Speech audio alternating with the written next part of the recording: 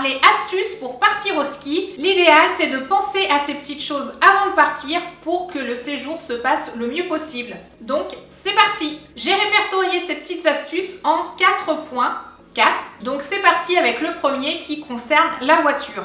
Donc, ça va vous concerner si vous allez à la montagne en voiture, si vous allez en train, en avion, en bus, choses comme ça ne vous servira pas. Donc la toute première chose qui paraît évidente, c'est d'avoir des chaînes qui sont adaptées à son véhicule. Et si vous venez juste de les acheter pour partir, idéalement, il faut les essayer donc chez vous pour être sûr déjà que ce soit le bon modèle. C'est du vécu, pas nous, mais c'est arrivé à quelqu'un qui avait acheté des chaînes et qui s'est rendu compte au moment de les mettre que c'était pas le modèle adapté à son véhicule. Donc à tester chez vous, dans votre jardin, dans la rue, où vous voulez, sur un parking de supermarché si vous savez pas où vous mettre. Mais en gros, il faut vraiment les essayer avant parce que c'est pas quand vous êtes sous une tempête de neige dans la nuit que vous allez pouvoir vous en sortir calmement. Donc une fois que vous êtes sûr d'avoir les bonnes chaînes, c'est de les placer dans l'habitacle ou vraiment au dernier moment dans le coffre de la voiture. Mais ce que je vous conseille, c'est vraiment de les mettre dans l'habitacle et de les mettre là où vous pouvez les prendre facilement, les atteindre facilement. Parce que le fait de les mettre en dernier dans le coffre, soit vous allez risquer de les oublier, ou alors vous allez vous dire oui, je les mets d'abord en premier, comme ça je les oublie pas, mais après vous mettez tous les bagages par-dessus. Et si elles sont au fond du coffre au moment où vous en avez besoin, ça ne sert plus à rien. Enfin si, crise d'énervement pour tout sortir et les retrouver, c'est pas un bon plan. On continue toujours dans cette lignée-là. On imagine que vous montez en station et que la nuit tombe, qu'il neige. Parce qu'en général, forcément, c'est quand il se met à neiger que les routes se remplissent vite de neige et les chasse-neige, les déneigeuses n'ont pas le temps de passer, donc il faut vraiment mettre ses chaînes à ce moment-là. Donc je vous conseille de prendre une paire de gants pas trop épais, donc pas les gants de ski, pas trop épais, oui, pas trop épais, donc des gants assez fins. De toute façon, à chaque fois là que je parle, je vous mets des images pour illustrer au mieux ce que je vous explique. Pour que la personne, donc en l'occurrence pour moi la personne c'est mon chéri, hein, et il fait ça très bien, n'ait pas froid aux mains quand il met les chaînes. Et idéalement aussi, c'est de placer sur son front une lampe frontale, ce qui fait que quand il est à quatre pattes, il permet de s'éclairer comme il faut tout seul. Parce que sinon on peut se servir de la lampe qui est dans le téléphone ou d'une lampe de poche à côté. Mais si si l'autre personne n'est pas là forcément pour éclairer tout ça, parce que c'est quand même bien aussi qu'il y ait quelqu'un à l'intérieur qui fasse tourner les roues dans le sens où l'autre personne lui demande. En général, des fois c'est plus pratique. Donc idéalement, il faut s'imaginer tout seul avec des gants, une lampe frontale et pourquoi pas si quand même il y a quelqu'un qui peut vous tenir un parapluie si c'est vraiment la grosse tempête de neige, ça peut être un peu plus sympa. Sinon, il faut prévoir la capuche. Et ça, c'est du vécu. Autre conseil concernant la voiture qui a son importance, et là, c'est Bibi qui n'a pas fait ce qu'il faut cette année. En fonction de l'endroit où vous allez, il y a des stations qui vous obligent à vous garer dans des parkings payants, qui est notre cas. Et à chaque fois, moi, ça fait des années que je réserve toujours au moins 30 jours à l'avance parce que ça permet non seulement d'être sûr d'avoir une place dans le parking qui est le plus proche de votre habitation, enfin de votre lieu de résidence, et de payer un petit peu moins cher. Et cette année, je me suis fait avoir parce qu'on n'était pas sûr de nos dates. Ce qui fait que là, on part à la fin de la semaine et il y a une semaine, en discutant, je me suis rappelé que je n'avais pas réservé. Ce qui fait qu'on se retrouve dans un parking qui n'est pas souterrain et qui est à l'air libre. Donc s'il y a des chutes de neige, c'est plutôt galère. Et quand on a un véhicule gasoil, le problème c'est que le gasoil risque de geler. En appelant la personne qui gère les parkings, elle m'a conseillé d'ajouter un additif. L'idéal c'est quand vous arrivez à la station, c'est d'avoir fait votre plein d'essence avant, donc par exemple dans la vallée, avant de monter. Et au même moment, soit vous avez déjà un gasoil avec un additif. Peut-être qu'en faisant son plein dans une station d'essence qui est dans la vallée, elle a peut-être déjà cet additif. Mais si c'est pas le cas, le mieux c'est d'acheter un petit bidon d'additif et au moment où vous faites votre plein, vous mettez ce petit additif anti-gel pour gasoil et le temps de rouler jusqu'à la station, ça va se mélanger dans le réservoir, ce qui fait que le gasoil ne gèlera pas et ça c'est plutôt cool parce que votre voiture elle a pas bougé pendant une semaine et le samedi d'après quand vous voulez repartir et que votre voiture ne démarre pas, ce n'est pas forcément la batterie, mais le gasoil qui est gelé. Donc le mieux c'est d'avoir une batterie en pleine santé et cet additif antigel dans le réservoir de gasoil. Et donc bien évidemment, surtout d'avoir réservé son stationnement à l'avance pour éviter ce désagrément. Note à moi-même pour plus tard, donc ces conseils sont applicables à moi.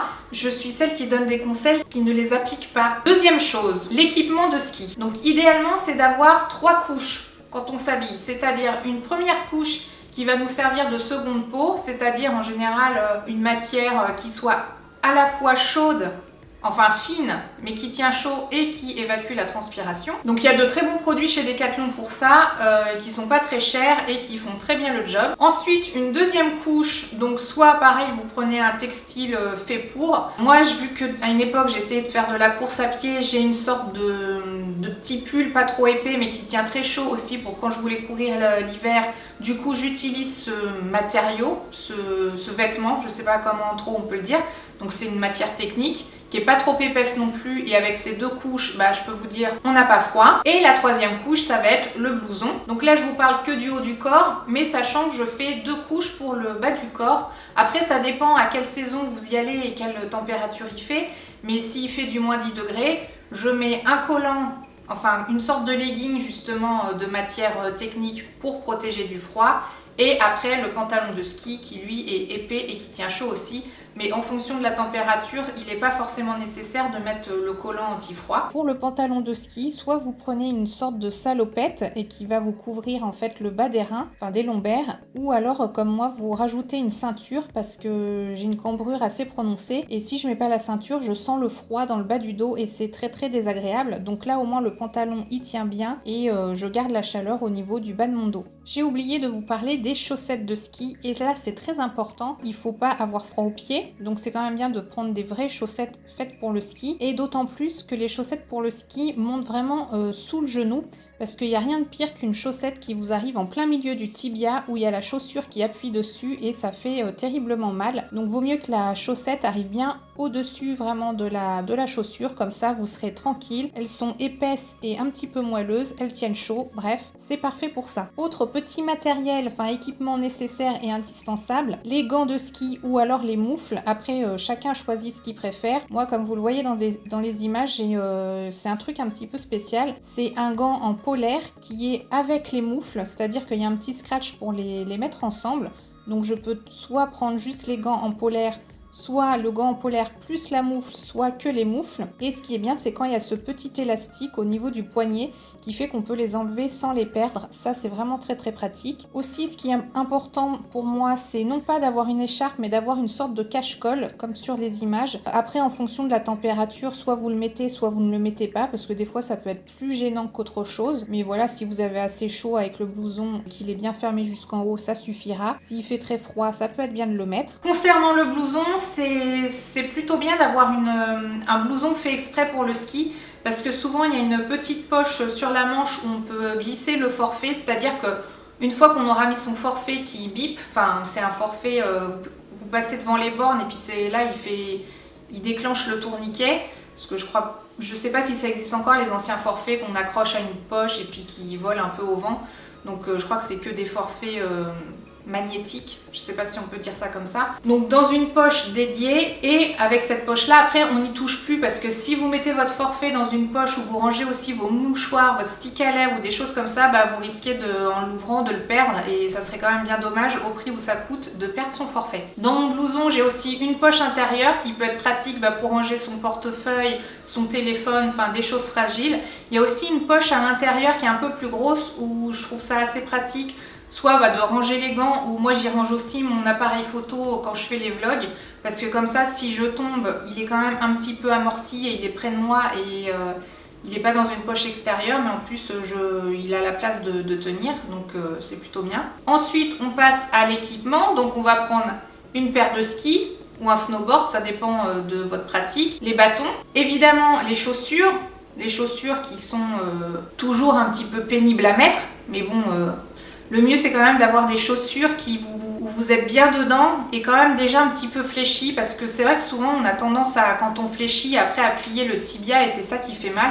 Donc bref, il faut trouver chaussures à son pied, là c'est le cas de le dire. Et il me semble que c'est pas encore obligatoire, mais moi je vous préconise le casque. En fait moi je pourrais plus faire de ski sans casque, j'aurais l'impression d'être vraiment toute nue.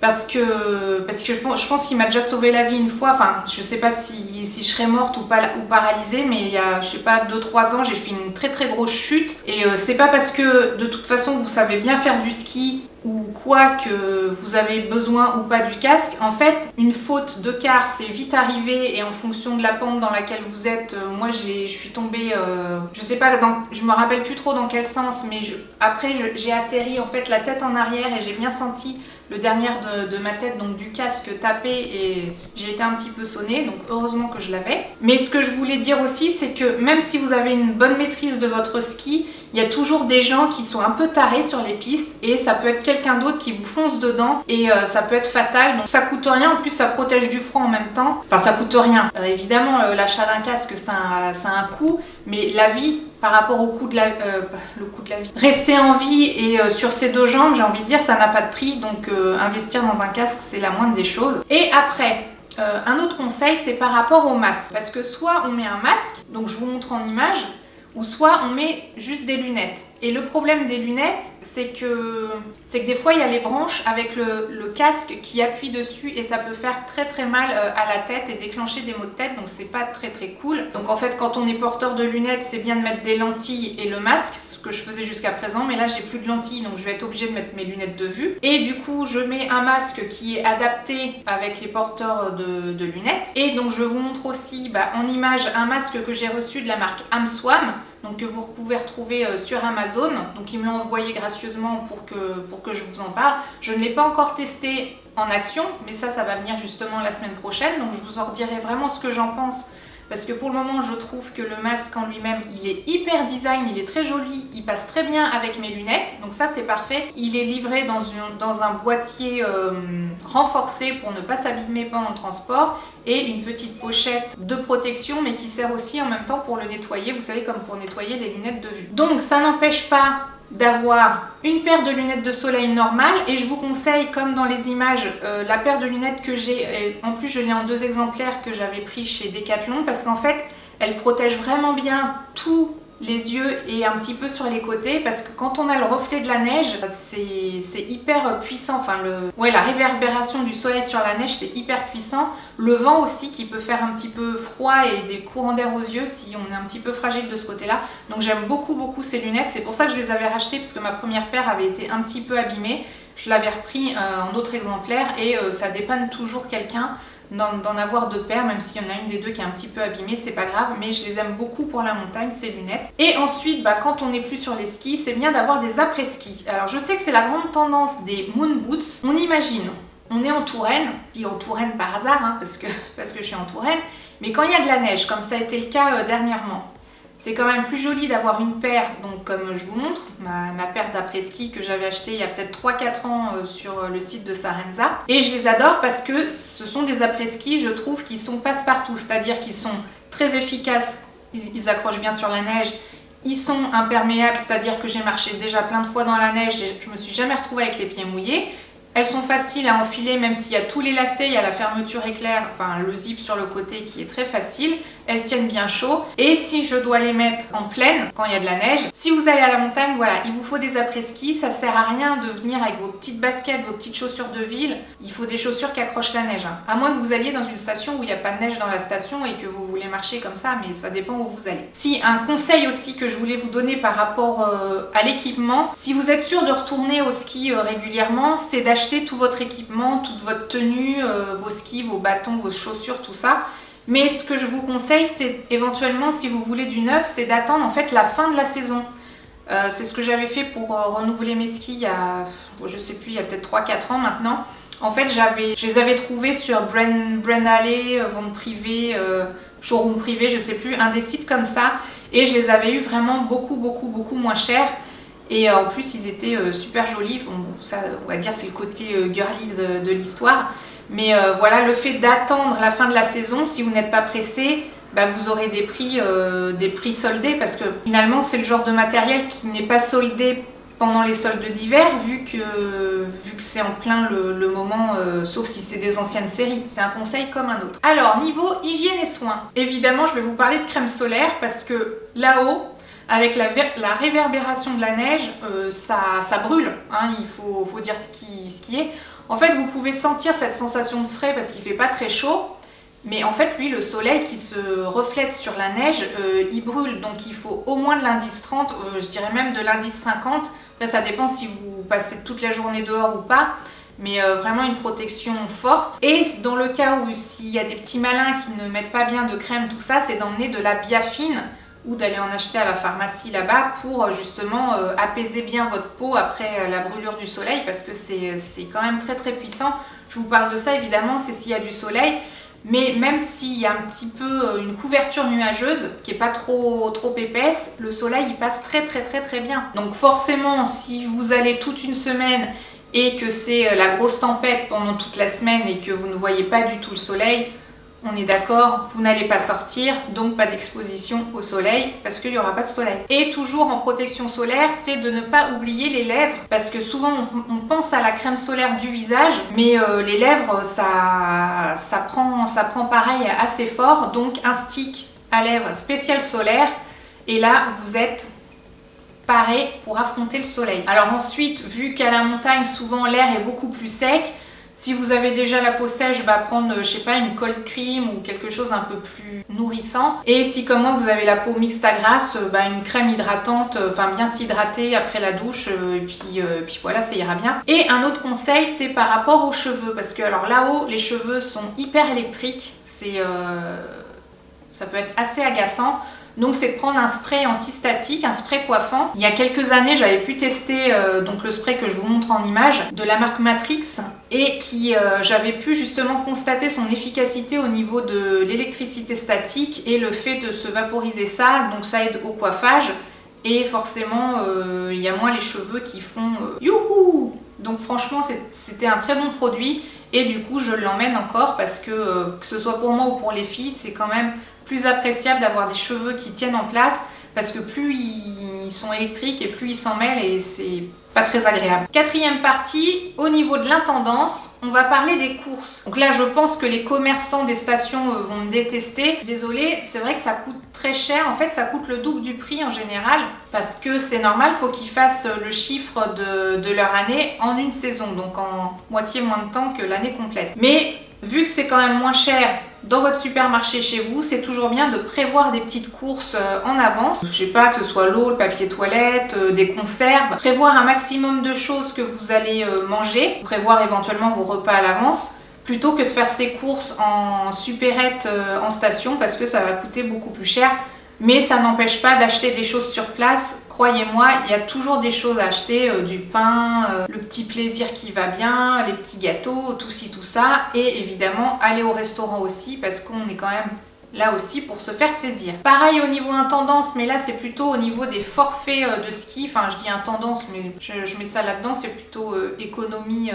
En fonction des stations, il y a la possibilité de prendre le forfait famille, c'est-à-dire que vous êtes 2 adultes et 2 enfants. Vous allez payer chacun le prix enfant à partir du moment où vous êtes en famille, mais il va falloir prouver que vous êtes bien en famille.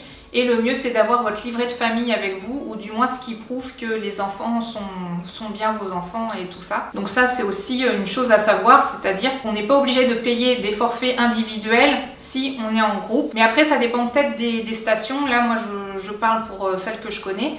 Mais je sais qu'ils font aussi des forfaits tribus, c'est-à-dire si vous êtes plusieurs, même si vous n'êtes pas de la même famille, à partir je crois de 3 personnes, ou des passes duo si vous êtes à 2, bon bref, en fonction des endroits, je pense qu'il y a forcément moyen de trouver la formule la plus économique pour aller skier. D'ailleurs, en parlant des forfaits de ski, on peut être tenté par défaut de prendre le forfait 6 jours sur toute la semaine. Donc ça va être pareil, ça va dépendre des stations. Je connais pas les prix de toutes les stations. Mais j'ai regardé pour là où on va. En fait, à partir du moment où, si on part du principe qu'on va skier 6 demi-journées dans la semaine, eh bien, il faut prendre le forfait semaine. Ça va revenir moins cher. Et comme ça, on pourra même aller skier un petit peu plus que si vous prenez vraiment 6 demi-journées. Parce qu'on peut se dire, oui, 6 demi-journées, ça coûte moins cher que 6 jours complets.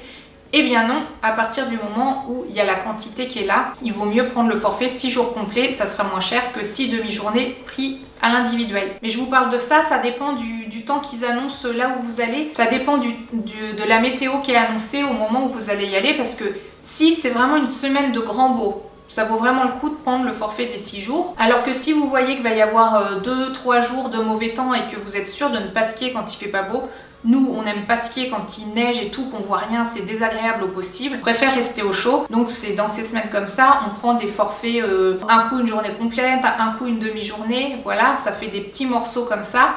Mais si vraiment il va faire très beau, autant prendre les 6 jours complets. J'espère que vous aurez apprécié ces petits conseils tout à fait simples, mais qui sentent le vécu. Si vous avez apprécié, mettez un petit pouce en l'air, ça fait toujours plaisir. Si vous découvrez ma chaîne pour la première fois et que vous aimez son contenu, n'hésitez pas à vous abonner, c'est totalement gratuit. Et plus on est de fous, plus on rit. Et moi, je vous dis à bientôt dans la prochaine vidéo. Ciao!